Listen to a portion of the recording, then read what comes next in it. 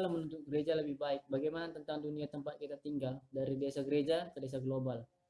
Di dalam buku ini ada 6 karakteristik terkait yang mengikat abad pertama dengan abad saat ini yang menciptakan peluang dan tantangan untuk gereja.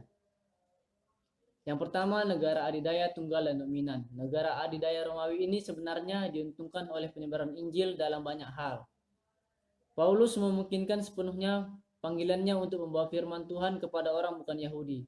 Terakhir, penganiayaan orang Kristen oleh kekaisaran Romawi membantu menyebarkan api kekristenan di seluruh dunia. 2. Satu bahasa perdagangan global. Para pemimpin Kristen abad pertama memanfaatkan kesempatan linguistik ini untuk menulis surat yang dapat diedarkan secara global dan menyebarkan kabar baik ke seluruh dunia dalam bahasa yang mudah dimengerti. Saat ini, bahasa Inggris telah menjadi bahasa perdagangan umum. Kemanapun kita pergi, bahasa Inggris selalu dituturkan. Seseorang yang berbicara bahasa Inggris dapat menemukan peluang langsung untuk menyebarkan Injil ke banyak negara dan kelompok orang. 3. Kemajuan teknologi menciptakan komunitas global. Kemajuan teknologi telah menciptakan dunia tempat kita berada semua saling terhubung, tetapi juga meratakan lapangan bermain sehingga menjadi salah satu dari kita bisa bersuara. Maksudnya di sini, bangsa-bangsa yang tadinya tertutup untuk Injil dengan adanya kemajuan teknologi ini memperluas kesempatannya untuk menyebarkan Injil. Kemudian yang keempat, filsafat relativistik. Ketika dunia menjadi lebih kecil dan orang-orang lebih terbuka bagi agama, budaya, dan filosofi kehidupan lain. Namun demikian tidak jarang ada peningkatan dalam relativisme, keyakinan bahwa kebenaran tidak mutlak akan tetapi relatif.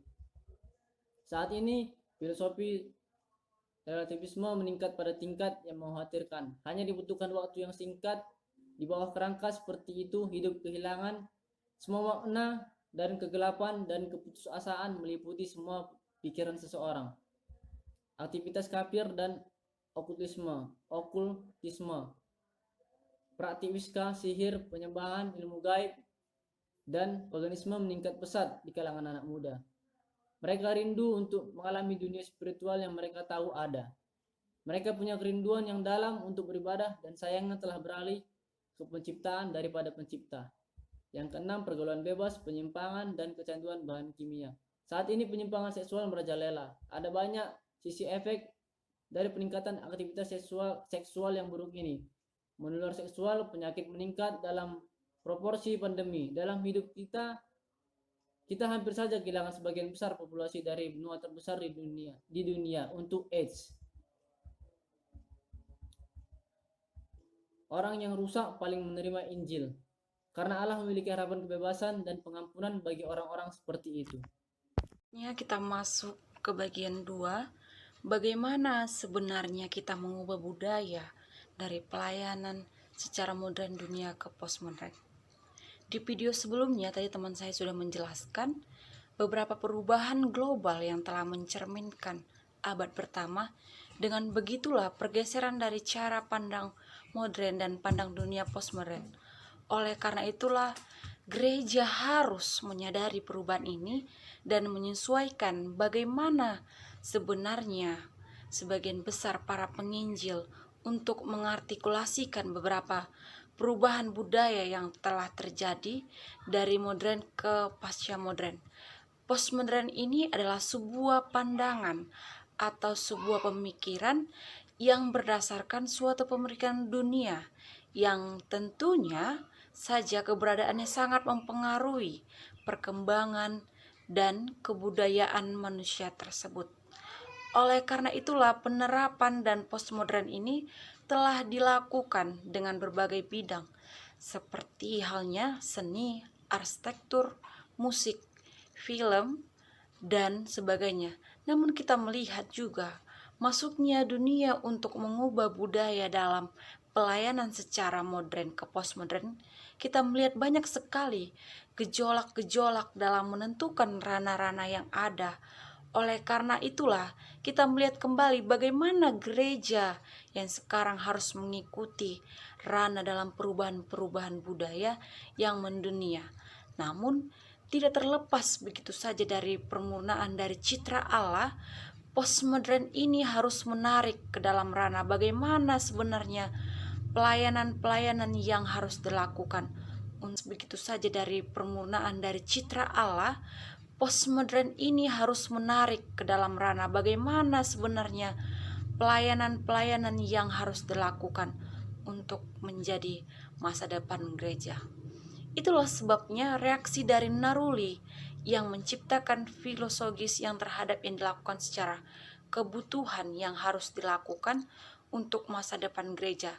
Sehingga warna postmodern ini bagaimana sebenarnya kita diajak untuk melakukan pendekatan-pendekatan dalam budaya kita, akan tetapi membangun dalam tidak meninggalkan kekhasan dari budaya pelayanan tersebut di gereja-gereja. Oleh karena itulah kita melihat kembali bahwa ranah-ranah postmodern harus lebih mengidentifikasikan dalam ranah-ranah mengenai kehadiran media komunikasi yang secara baik dan juga mempermudahkan gereja untuk berkomunikasi dengan berelasi dan juga mempermudahkan penginjilan-penginjilan yang dilakukan.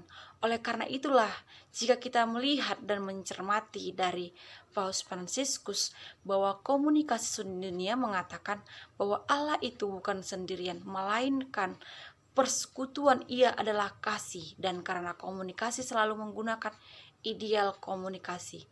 Oleh karena itulah bagaimana gereja untuk membuka ranahnya dan juga bekerja sama dengan postmodern yang dihadapkan secara gereja yang harus secara komunikatif, rasional, dan solidaritas harus membuka menjalankan secara bersama-sama dengan mengidentifikasi yang baik antara satu dengan lainnya.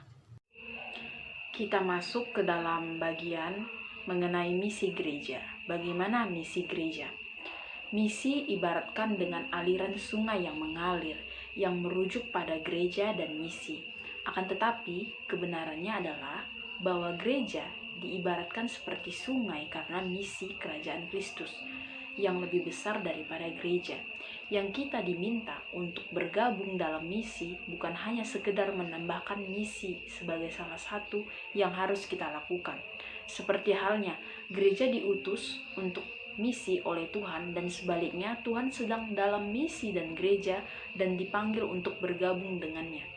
Misinya bukanlah milik gereja, hal ini adalah mission day atau misi Tuhan yang kita dipanggil untuk menjadi bagiannya, yang artinya bahwa Tuhan memanggil gereja untuk menjalankan misinya. Menurut Hirsch, kita muridnya dituntut untuk membawa misi Tuhan ke dalam setiap bidang kehidupan. Maka gereja adalah hasil Injil sama halnya dengan buah dan benih. Kita harus menanam benih Injil Kerajaan dan buahnya adalah yang menghidupi iman, yaitu gereja. Seperti yang dikatakan oleh Niles tentang menanam benih Injil daripada menanam ekspresi gereja. Injil itu seperti benih dan kita harus menaburnya di mana benih itu akan tumbuh, maka lahirlah kerajaan dan gereja akan tumbuh secara alami dan berkembang biak secara organik. Kristus yang hidup membentuk keluarga rohani dan bekerja dengan mereka untuk memenuhi misinya adalah realitas hidup dari Church 3.0. Gereja benar-benar merupakan perwujudan dari Yesus yang bangkit. Tidak heran kalau Alkitab menyebut gereja sebagai tubuh Kristus. Ketika kita melupakan misi sejati kita tidak dapat lagi menentukan apakah kita sukses atau tidaknya. Misi merupakan penentu sukses dan tidaknya. Nah, pada bagian ini kita masuk ke dalam pertumbuhan gereja. Pertumbuhan yang dimaksud adalah dari pertumbuhan sedikit demi sedikit atau incremental menjadi pertumbuhan yang sebanding atau proporsional dengan besarnya kuantitas itu sendiri atau yang disebut juga dengan eksponensial. Nah, itu artinya perkalian adalah topik yang paling populer dalam misi dan gereja saat ini. Tokoh yang tertulis dalam buku itu disebut David Garrison. Beliau menyampaikan CPM atau Church Planting Movement sebagai perkalian cepat dari gereja-gereja asli yang menanamkan gereja untuk menyapu kelompok masyarakat atau segmen populasi. Terdapat 10 prinsip pengoperasian dasar dalam gerakan perkalian. Yang pertama, tetap fokus pada prioritas Alkitabiah. Yang kedua, memimpin, bukan mengelola.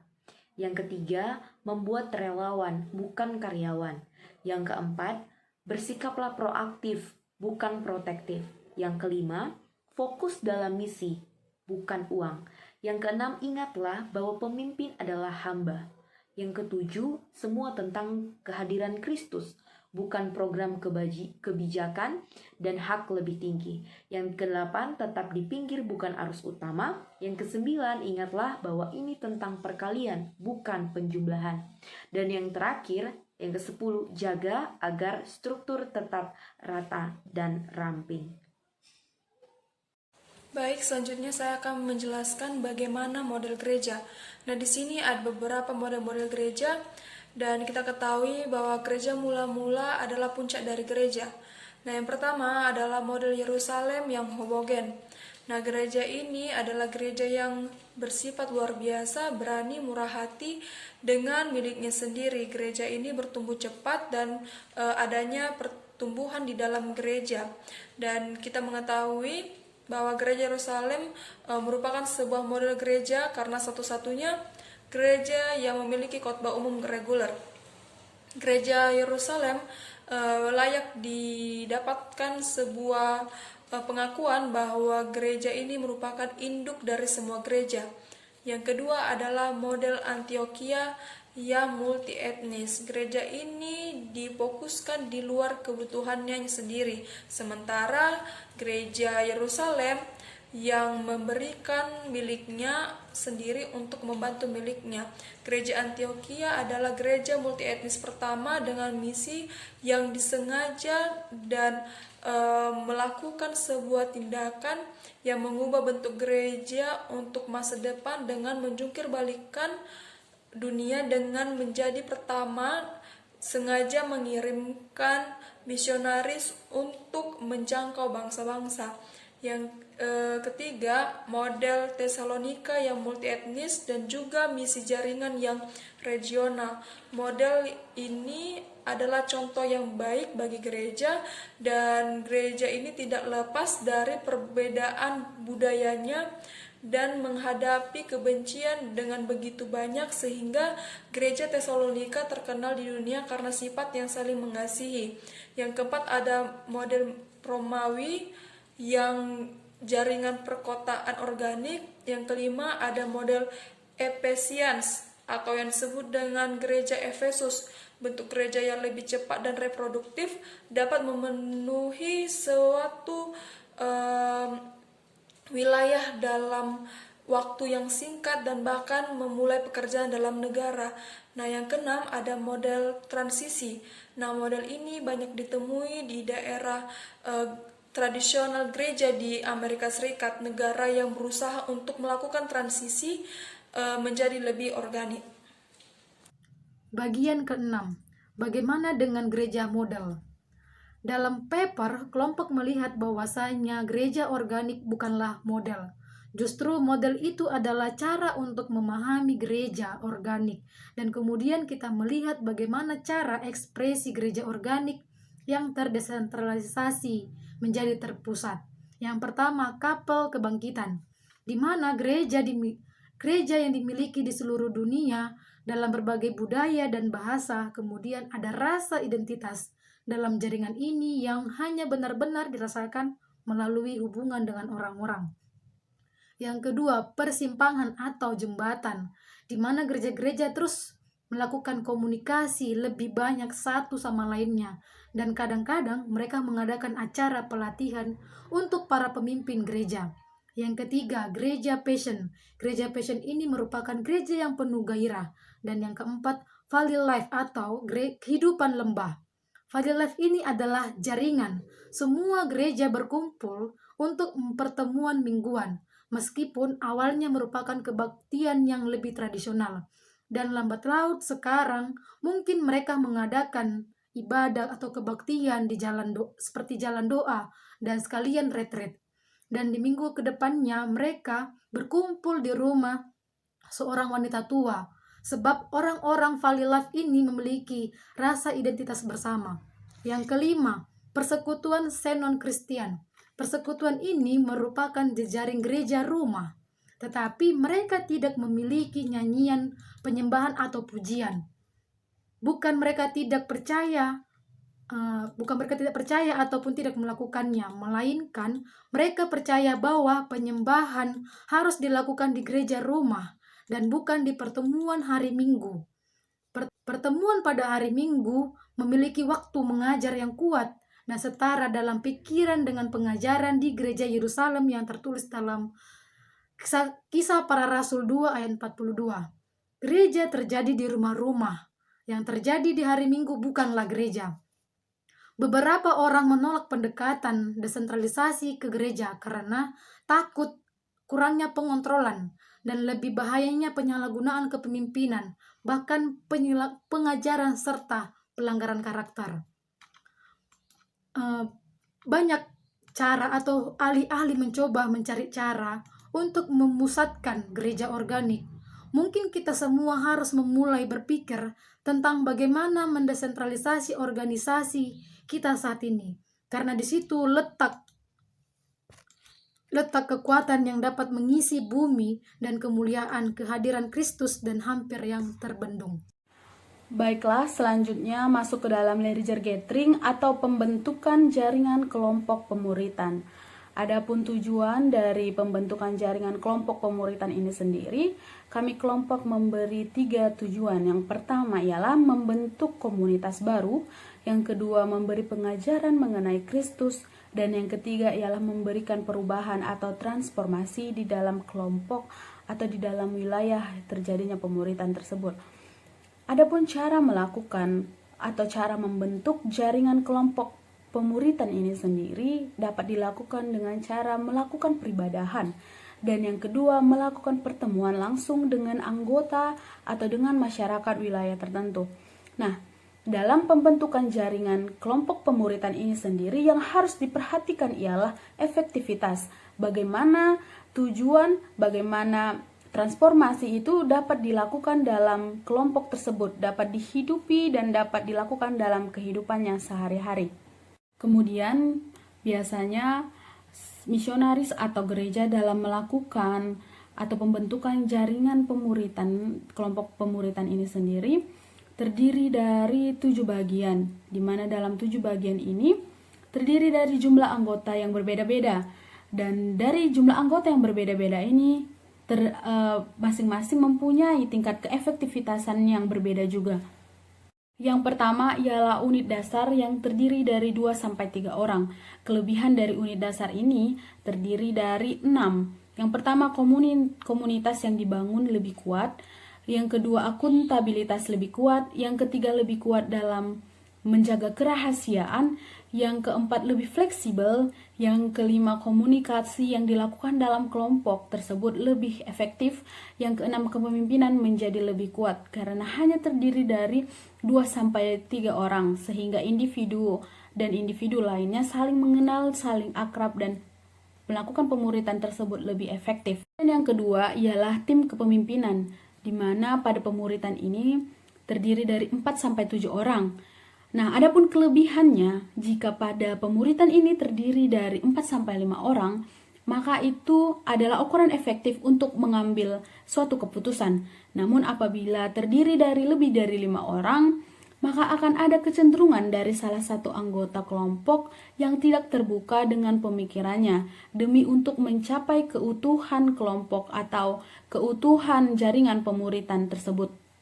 Ketiga ialah pembentukan jaringan kelompok pemuritan pada unit keluarga, di mana beranggotakan keutuhan jaringan pemuritan tersebut.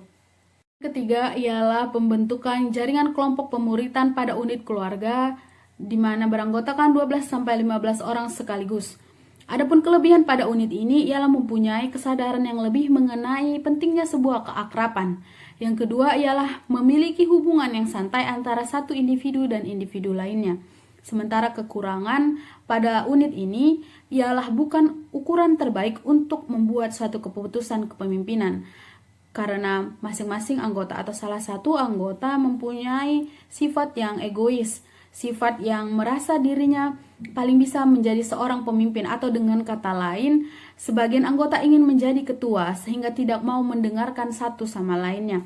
Dan yang kedua adalah ada perasaan tidak adil yang dirasakan oleh salah satu atau sebagian kelompok pada unit ini.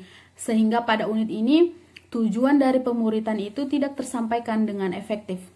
Kemudian ada kelompok pelatihan yang terdiri dari 25 sampai 75 orang, jaringan relasional yang terdiri dari 100 sampai 150 orang, pertemuan umum sesekali yang terdiri dari 200 sampai 500 orang, kemudian pertemuan orang yang tidak terbatas di mana beranggotakan lebih dari 500 orang. Hanya dalam pertemuan-pertemuan dalam jumlah tersebut memiliki tingkat keefektivitasan yang rendah karena tujuan dari pembentukan jaringan kelompok pemuritan tersebut lebih cenderung tidak tercapai karena banyaknya anggota sehingga individu per individu tidak mengenal, tidak memiliki keakraban, dan pasti ada masing-masing individu atau sebagian dari anggota kelompok yang tidak memahami materi dan tidak memahami apa yang disampaikan oleh pemuritan tersebut.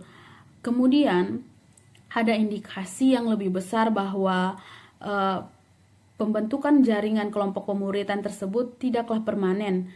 Kemudian adanya potensi bahwa transformasi atau perubahan tidak terjadi dalam kelompok-kelompok tersebut karena memiliki anggota yang sangat besar. Baiklah, dari paparan unit-unit dan dari paparan pembentukan jaringan kelompok pemuritan yang terdiri dari masing-masing anggota dan tingkat keefektivitasan yang berbeda, maka dalam hal ini gereja harus memperhatikan bagaimana keefektivitasan dari tujuan dari pemuritan atau pertemuan dari pemuritan tersebut dapat dilakukan dengan cara yang efektif, tidak melulu soal kuantitas namun kualitas bagaimana transformasi terjadi dalam kehidupan setiap anggota. Dari dahulu hingga saat ini, ada tantangan gereja yang belum dapat terselesaikan yang menyebabkan gereja susah untuk berkembang, yaitu bidah. Bidah merupakan ancaman terbesar gereja, di mana bidah sendiri merupakan doktrin palsu. Dikatakan bahwa tidak ada cara yang tepat untuk menghilangkan ajaran sesat secara 100% di dalam gereja.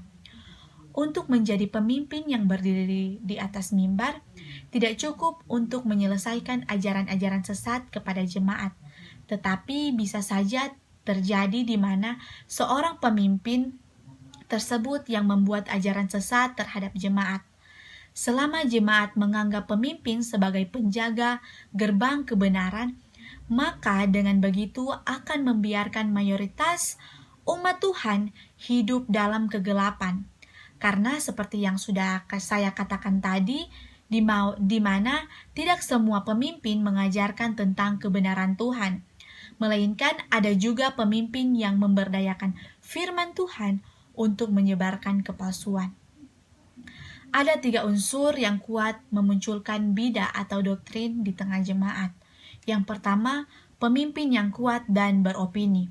Yang kedua, sekelompok orang Kristen yang buta huruf mengikuti seorang pemimpin. Yang ketiga, tulisan suci digunakan di luar konteks untuk membangun doktrin palsu.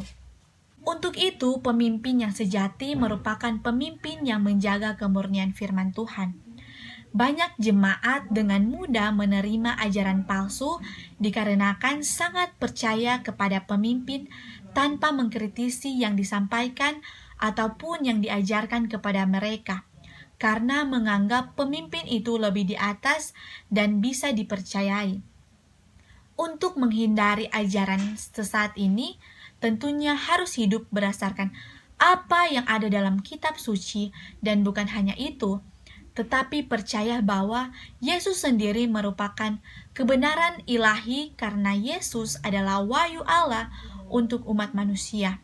Dengan kata lain, bahwa berpegang teguh pada firman Tuhan adalah yang paling tepat untuk kita sebagai orang percaya dalam menjalani kehidupan kita. Baiklah teman-teman dan Bapak dosen, sekarang tibalah kita di penghujung presentasi kelompok. Kali ini akan membahas tentang finansial, keuangan, persembahan, dan perpuluhan. Di dalam perjanjian lama, sebenarnya kita kurang tepat mengatakan, katakanlah praktik gereja dalam perjanjian lama. Karena pada hakikatnya, dalam perjanjian lama tidak seperti gereja yang kita pahami sekarang.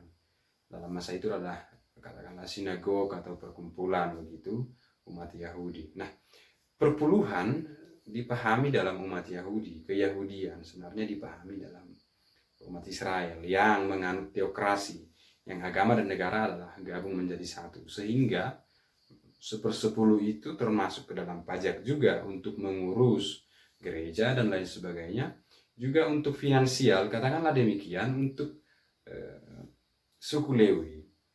Nah, sehingga mengapa harus 1/10? Jika menaati semua hukum Taurat, kata Kol, sepertinya tidak 10% saja, namun kurang lebih ada 23,3% yang harus mereka bayarkan kepada gereja, katakanlah kepada sinagog, kepada komunitas keyahudian. Nah, teman-teman dan Bapak dosen, ini kurang relevan untuk gereja saat ini karena ini menjadi menghambat budaya menurut kelompok. Karena itu adalah budaya Yahudi jika demikian, seperti kata Kol. Artinya, tidak hanya 1/10, bahkan Tuhan menginginkan seluruh hidup kita, bukan hanya 10%.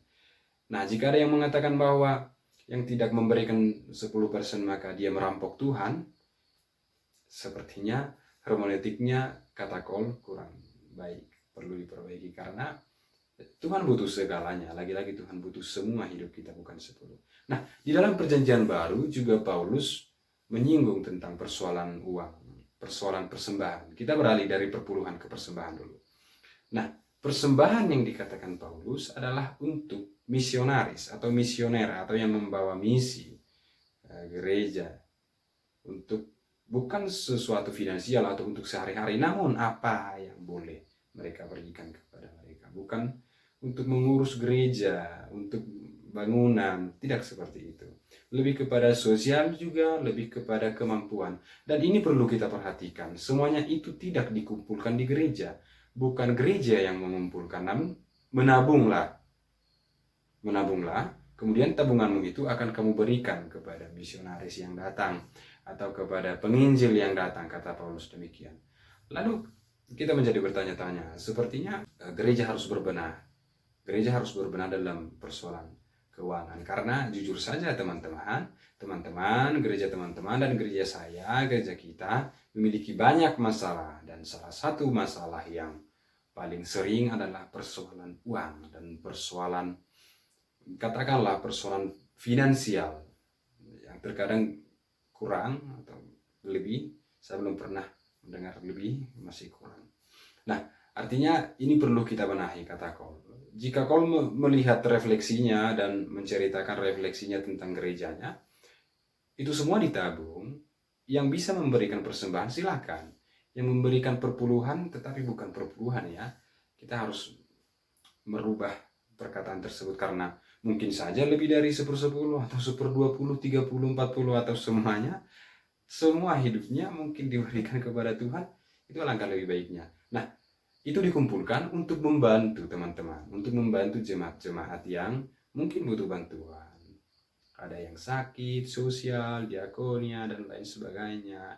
Ada yang tidak bisa pulang kampung, dibelikan tiketnya. Itu kata Kol sebagai percontohan. Nah, gereja harus berbenah ke depan. Gereja jangan hanya memikirkan menumpuk uang untuk finansial dan membagi ratanya, tetapi ya kita bisa, karena uang memang penting di dalam gereja, namun bukan itu yang terpenting. Itu yang paling penting. Demikian teman-teman, inilah akhir daripada poin presentasi